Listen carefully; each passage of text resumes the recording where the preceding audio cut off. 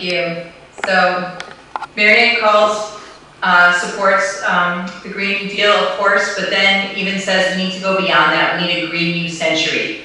Marion also refers to the climate crisis as the greatest moral challenge and existential threat of our generation. Everything else is secondary. We can't survive on this planet.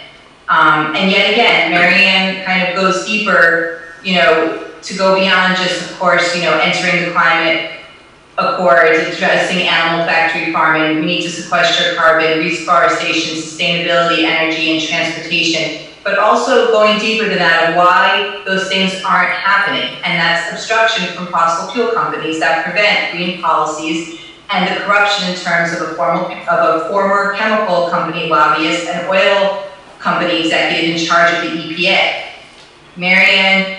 Under Marion Wilson administration, there would be a world-class environmentalist to head the EPA. She calls for a full-scale climate emergency mobilization, not unlike the kind of effort that was taken by the US during World War II.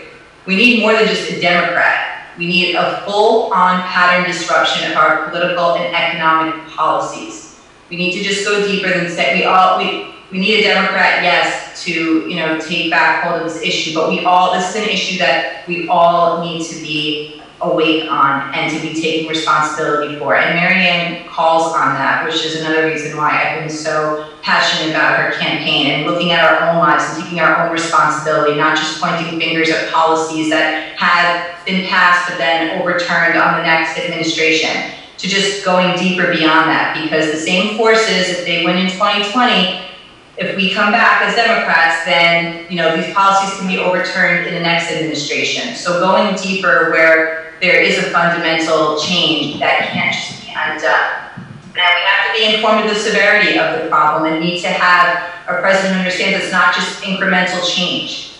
We need to reverse climate change, and we need to stay awake, and we need to be doing the work.